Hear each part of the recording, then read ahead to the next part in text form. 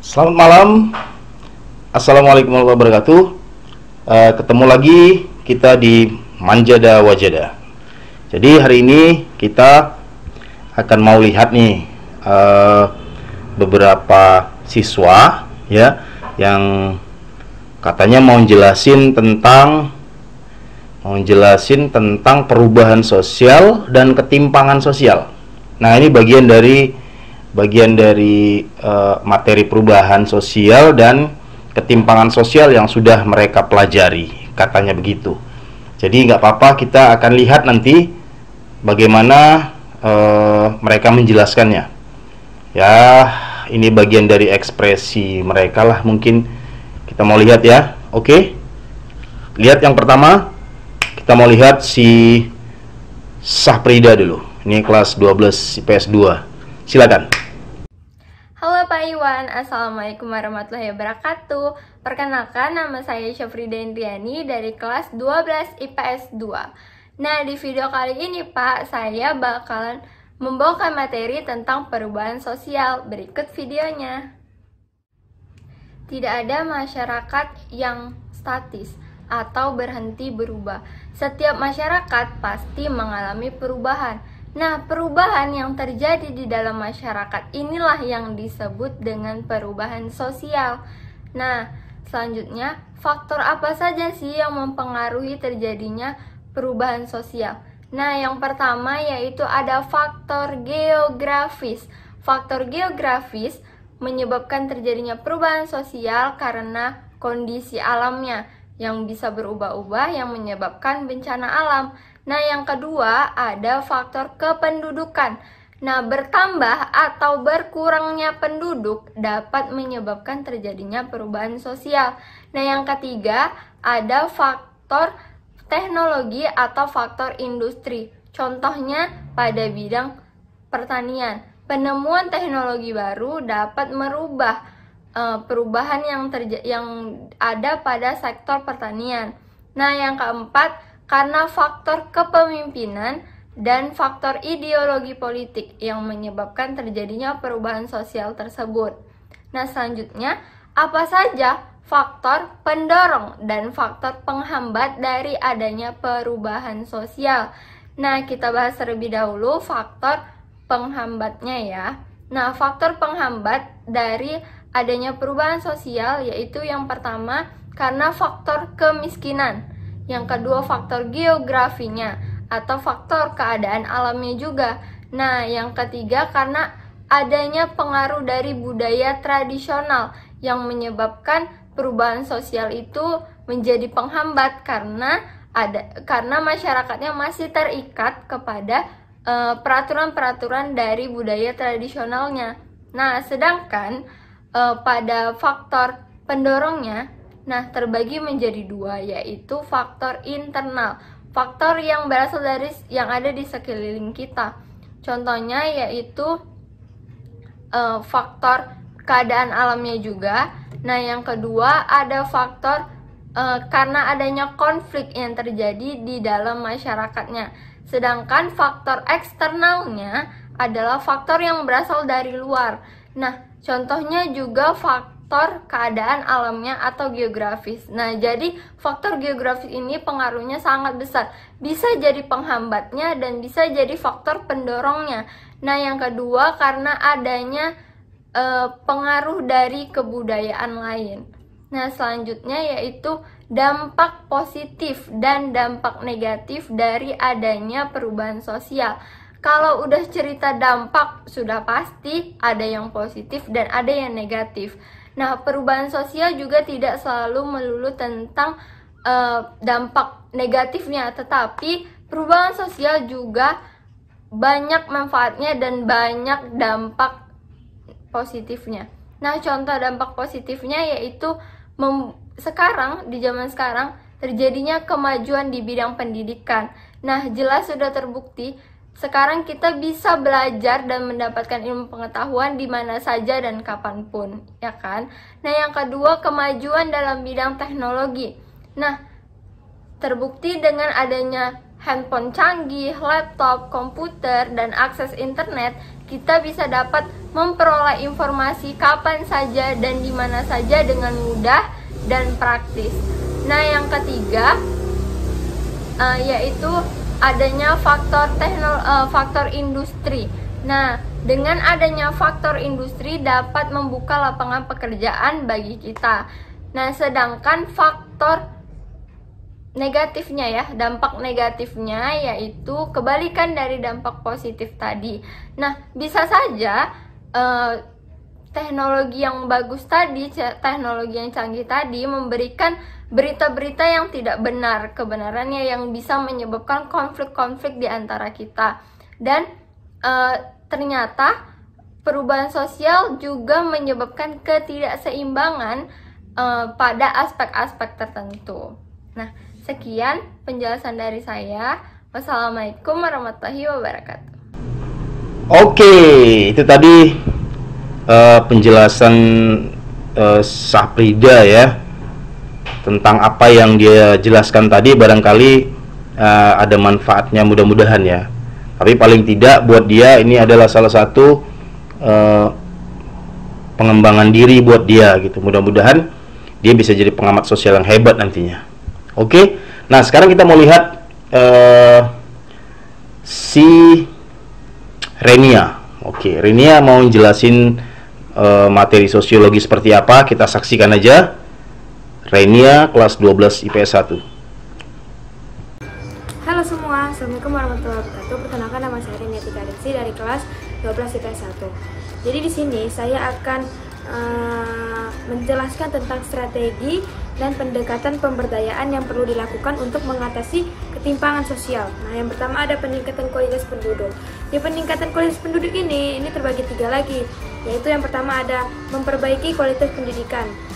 Contohnya seperti kalau misalnya kita kayak pendidikannya di desa gitu ya, sekolahnya di desa, otomatis kan di desa itu sekolahnya ada yang mencukupi dan ada yang tidak mencukupi. Nah, kalau misalnya yang tidak mencukupi ini kayak misalnya dinding sekolahnya ini masih dari tepas, sehingga kalau misalnya hujan air itu masuk, bocor, tepasnya merembes. Nah, itu tuh harus diperbaiki kualitas pendidikannya. Nah, setelah itu yang kedua ada meningkatkan akses dan fasilitas kesehatan yang merata secara keadilan. Nah, baik tenaga medis ataupun peningkatan pelayanan masyarakat atau pelayanan kesehatan. Nah, ini contohnya kalau misalnya dibalik lagi ya, kita ke desa. Jadi masyarakat desa itu kan biasanya kan kalau lagi orang sakit itu kan kurang mencukupi lah alat-alat di rumah sakit desa tersebut, karena kan dia desa terpencil. Beda kalau di kota kan dia lengkap desanya. Nah, ini tuh bisa menjadi notes untuk pemerintah untuk meningkatkan akses dan fasilitas kesehatan atau pelayanan kesehatan masyarakat. Nah, yang ketiga ada melakukan pemberdayaan kelompok masyarakat, misalnya memberikan penyuluhan atau pengarahan pada masyarakat. Ini tuh memberikan penyuluhan bukan artian dalam memberikan uang habis itu udah selesai, bukan gitu ya, tapi dia lebih kayak ke memberikan ilmu, mengajarkan anak-anak di masyarakat itu ilmu pengetahuan. Enggak hanya memberi materi atau uang, tapi kita memberikan ilmu. Ilmu yang bisa dibagikan itu macam-macam, misalnya kita kayak mengirimkan guru les atau guru sekolah secara gratis ke desa tersebut. Nah, yang kedua ada mobilitas geografis. Mobilitas geografis ini umumnya itu kayak transmigrasi, perpindahan penduduk dari daerah padat ke daerah yang renggang. Seperti misalnya Kalimantan, Jakarta. Orang Jawa itu kan katanya dia mau pindah ke Kalimantan karena kan di Jawa udah padat. Nah, kalau di Kalimantan kan masih renggang manusianya, masyarakatnya. Setelah itu ada menciptakan peluang kerja.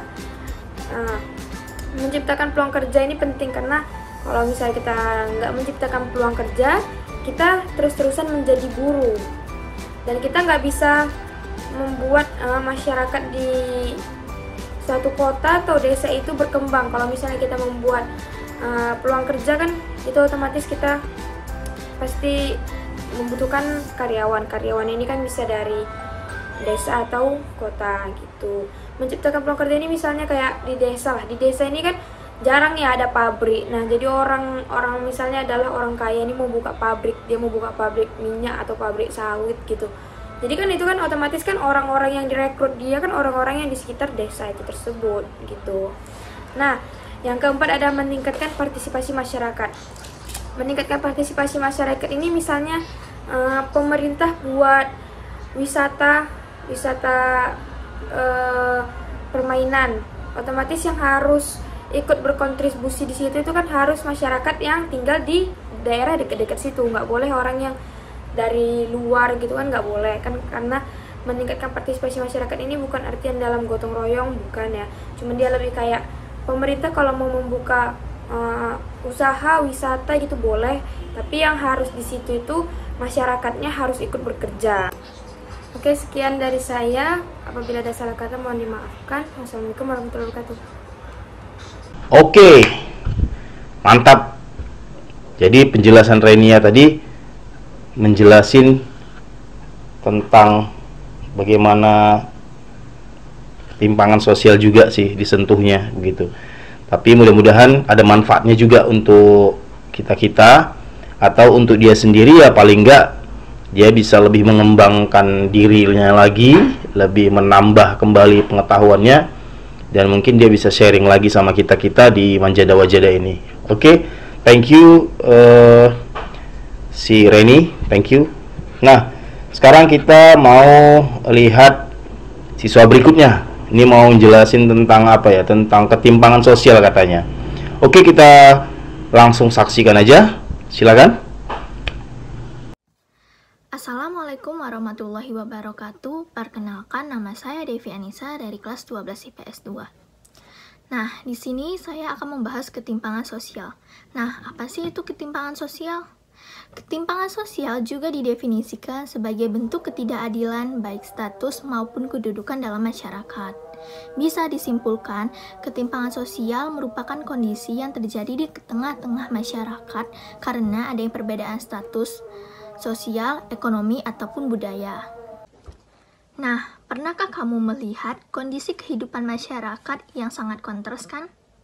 Misalnya, saat kamu berada di kota-kota besar, di Indonesia, kamu akan melihat gedung-gedung mewah dan orang-orang berpenampilan rapi. Sementara, di sekitar gedung-gedung mewah tadi terdapat pemukiman kumuh. Sebagian besar penduduk di pemukiman itu bekerja serabutan, misalnya pengamen, pedagang kaki lima, dan buruh pasar. Nah, dari fenomena tersebut kamu dapat melihat adanya perbedaan sosial yang sangat mencolok.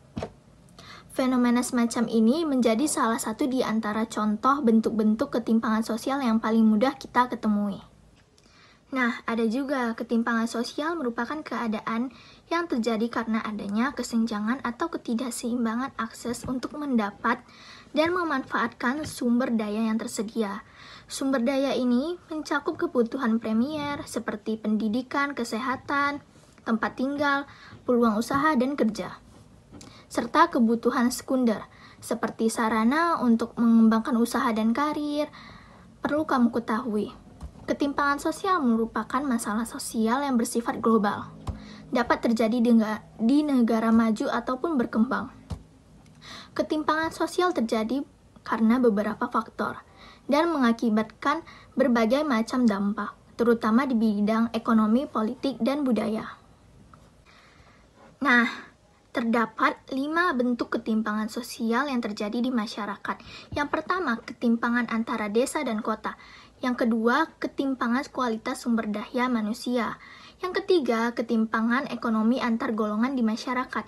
Yang keempat, ketimpangan penyebaran aset di kalangan swasta. Yang kelima, ketimpangan antar wilayah dan subwilayah dengan konsentrasi ekonomi dan berpusat pada wilayah perkotaan. Nah, pernahkah kamu pergi ke suatu daerah yang fasilitasnya sangat terbatas, misalnya daerah yang susah mendapatkan sinyal atau internet, penerangan, air bersih, transportasi umum, bahkan jasa antar jemput online pun masih belum ada. Sementara kamu tinggal di daerah yang sudah mudah mendapatkan akses tersebut, pasti akan merasa kesulitan karena harus menghadapi kesusahan tersebut dan atau keadaan yang tidak biasa. Biasanya daerah-daerah yang letaknya sangat terpelosok lah yang masih minim akan infrastruktur dan jaringannya. Nah, apa saja sih faktor yang menyebabkan ketimpangan sosial? Salah satu penyebab ketimpangan sosial karena adanya hambatan untuk mengakses kehidupan yang lebih layak dan tidak memperoleh kesempatan yang sama dengan kelompok lainnya. Faktor terbagi dua, yaitu faktor internal dan eksternal. Faktor internal terdiri dari rendahnya kualitas sumber daya manusia karena tingkat pendidikan yang kurang maksimal dan kebudayaan kemiskinan. Budaya kemiskinan adalah keputusasaan, pasrah, apatis, dan tidak yakin dengan masa depan. Sikap tersebut karena masyarakat tidak berdaya secara ekonomi dan kekuasaan. Para orang golongan atas seakan-akan tidak mampu memberikan sikap optimis. Justru membiarkan yang miskin semakin miskin, yang kaya semakin kaya. Sedangkan faktor eksternal, faktor ini berasal dari di luar kontrol dan kemampuan setiap individu, misalnya birokrasi atau kebijakan pemerintah yang membatasi akses seseorang. Pembatasan tersebut menyebabkan kesenjangan sosial karena ada sistemnya yang menghambat. Ketimpangan sosial menjadi sebuah permasalahan kompleks yang dapat berdampak negatif bagi masyarakat luas. Dampak ketimpangan sosial di masyarakat bisa berupa kualitas pendidikan masyarakat yang semakin rendah, tingkat kriminalitas semakin tinggi, kemiskinan, dan dekadensi moral. Apabila dibiarkan terus-menerus, hal ini akan mengganggu proses pembangunan ekonomi suatu negara. Nah, itu tadi penjelasan mengenai ketimpangan sosial. Ketimpangan sosial tidak selalu menimbulkan dampak negatif, melainkan juga dampak positif. Ketimpangan sosial dapat mendorong pemerintah daerah untuk selalu melakukan perubahan yang dapat meningkatkan pertumbuhan wilayahnya. Selain itu, ketimpangan sosial juga dapat memotivasi masyarakat untuk bisa hidup lebih baik. Sekian penjelasan saya tentang ketimpangan sosial. Terima kasih. Wassalamualaikum warahmatullahi wabarakatuh. Oke, sip. Jadi dia udah jelasin tentang ketimpangan sosial yang dia pahami. Bagus. Tapi paling tidak nanti kalau ada pengetahuan-pengetahuan baru, mungkin dia bisa sharing lagi di channel ini. Dan kita jangan ketinggalan. Dengan cara apa? Dengan cara mensubscribe channel ini, supaya nanti ketika ada uploadan baru, ada pemberitahuan ke kita semua dengan catatan pencet loncengnya. Oke, thank you. Semoga bermanfaat. Terima kasih. Salam manjada wajada. Assalamualaikum.